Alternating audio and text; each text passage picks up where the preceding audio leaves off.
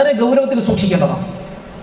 വളരെ ഗൗരവത്തിൽ സ്ത്രീകളും പുരുഷന്മാരും അതിരിവിടുന്ന ഇപ്പോൾ ഒരു സ്ത്രീയുടെ ശബ്ദം ഔറത്താണ് എന്ന് നമുക്ക് പിന്നെ പറയാൻ പറ്റില്ല. ഒരു സ്ത്രീക്ക് സംസാരിക്കാം, അന്യപുരുഷനോട് സംസാരിക്കേണ്ട ഒരു സാഹചര്യം ഉണ്ടെങ്കിൽ സംസാരിക്കാം. പക്ഷേ അതിൻ്റെ അതിർവരമ്പുകൾ കൃത്യമായി പാലിച്ചിരിക്കണം.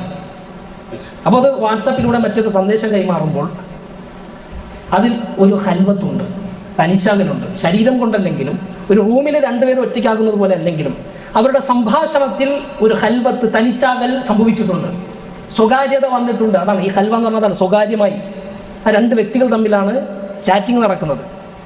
ഒരു സ്ത്രീ അങ്ങോട്ട് അയക്കുമ്പോൾ അതിൽ ഇസ്ലാം നിഷ്കർഷിച്ചതിന് അപ്പുറമായിക്കൊണ്ട് എന്തെങ്കിലും ഒരു മൃദുലമായ സംഭാഷണം വന്നാൽ പുരുഷന്റെ ഹൃദയത്തിൽ സ്വാഭാവികമായും പുരുഷനെ അത് ആകർഷിക്കും. അന്യസ്ത്രീയുടേത്. റസൂലുള്ളാഹി സ്വല്ലല്ലാഹു അലൈഹി വസല്ലമ അല്ലാഹു സുബ്ഹാനഹു വ തആല പ്രവാചക പത്നിമാർക്ക് കൊടുക്കുന്ന ഉപദേശത്തിൽ നമുക്ക് കാണാൻ കഴിയും. സൂറത്തുൽ അഹ്സാബിൽ യാ നിസാ അൻ-നബി, പ്രവാചക പത്നിമാരെ ലസ്തുന്ന കഅഹദി മിനൻ നിസാ, നിങ്ങൾ ലോക സ്ത്രീകളെ പോലെ ആരെയും പോലെ അല്ല, നിങ്ങൾ പ്രത്യേക പദവിയുള്ള, നിങ്ങൾ മാതൃകയാകേണ്ടവരാണ്. അവർക്ക് പഠിപ്പിച്ചു കൊടുക്കുന്ന മാതൃക അത് അവർക്ക് മാത്രമല്ല, മുഫസ്സിരീങ്ങൾ വിശദീകരിച്ചു ഇത് മുസ്ലിം സ്ത്രീകൾക്കാണ്. കാരണം അവർ മാതൃകകളാണ്. അവരുടെ മാതൃക മുസ്ലിം വനിതകൾ, സ്ത്രീ സമൂഹം പിൻപറ്റണം. എന്താണത്? അല്ലാഹു തആല പറഞ്ഞു ഫലാ തഖ്ദഅന ബിൽ ഖൗൽ, നിങ്ങൾ സംസാരത്തിൽ മൃദുത്വം കാണിക്കരുത്. അന്യ പുരുഷന്മാരോട് സംസാരിക്കുമ്പോൾ കൊഞ്ചിക്കൊഴയരുത്. ചിലപ്പോൾ നല്ല കാര്യമായിരിക്കും ചോദിക്കുക, ചിലപ്പോൾ ഒരു മതപരമായ കാര്യമാണ് ചോദിച്ചതെന്ന് വിചാരിച്ചു. ഒരു മതപരമായ കാര്യമാണെങ്കിൽ പോലും ഫലാ തഖ്ദഅന ബിൽ ഖൗൽ, സംസാരത്തിൽ ഒരു മൃദുല സ്വഭാവം വരരുത്, കൊഞ്ചിക്കൊഴയിലുണ്ടാകരുത്. അതുപോലെ തന്നെ അങ്ങനെ വന്നാൽ ഫയത്മഅ അല്ലദീ ഫീ ഖൽബിഹി മറദ്, ഹൃദയത്തിൽ മറദുള്ളവൻ. എന്താണ് മറദ്? സ്വാഭാവികമായും സ്ത്രീകളോടുള്ള താല്പര്യമാണ് അവൻ്റെ മറദ്. ആ ഹൃദയത്തിൽ പ്രശ്നമുള്ളവൻ അവൻ കൊതിച്ചു പോകും.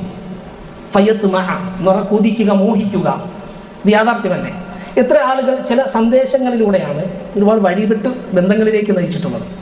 പ്രിയപ്പെട്ട സഹോദരിമാരോട് സൂചിപ്പിക്കാനുള്ള അവരൊക്കെ ഉണർത്തേണ്ട ഒരു കാര്യമാണ്. വാട്സപ്പിലൂടെ ഒക്കെ ഒരുപാട് ഗ്രൂപ്പുകൾ ഉണ്ടാക്കിയിട്ടുണ്ടാകും. പല സന്ദേശം, പല ആവശ്യങ്ങൾക്കുമായിട്ട് ഗ്രൂപ്പുകൾ ഉണ്ടാകും. ഇനി അതൊരു മതപരമായ ദീനി പഠന ഗ്രൂപ്പാണെങ്കിൽ കൂടി അവിടെ ഒരു സൂക്ഷ്മത നമുക്ക് വേണം. അത് ഒരു ജമാഅത്തായിട്ടുള്ളതാണെങ്കിൽ ചിലപ്പോൾ പുരുഷനായിരിക്കും അതിൻ്റെ അഡ്മിൻ, പുരുഷൻ കൈകാര്യം ചെയ്യുന്നുണ്ടാകും, സന്ദേശങ്ങൾ അയക്കുന്നുണ്ടാകും. പ്രശ്നമൊന്നുമില്ല, ദീന് പഠിക്കാനാണ്, നമ്മൾ അത് കേൾക്കാം, പഠിക്കാം, എഴുതിയെടുക്കാം, ഒക്കെ ആകാം. പേഴ്സണൽ ചാറ്റിംഗ് നടത്തുമ്പോൾ ഗുരുതരമായി നമ്മളത് ശ്രദ്ധിക്കേണ്ട വിഷയമാണ്. അത് മതപരമായ അധ്യാപനങ്ങൾക്കാണെങ്കിലും ശരി, പേഴ്സണൽ ചാറ്റിംഗ് നടത്തുമ്പോൾ ആവശ്യം മാത്രം, അത് മൃദുല സ്വഭാവമില്ലാതെ, കഴിയുമെങ്കിൽ ശബ്ദ സന്ദേശം ഒഴിവാക്കി ടെക്സ്റ്റ് മെസ്സേജ് ആക്കി ഇടുക. പണ്ഡിതന്മാർ ഫിത്നയുടെ ബാബടയ്ക്കാൻ വേണ്ടി ഉപദേശിക്കുന്ന കാര്യങ്ങളാണ്.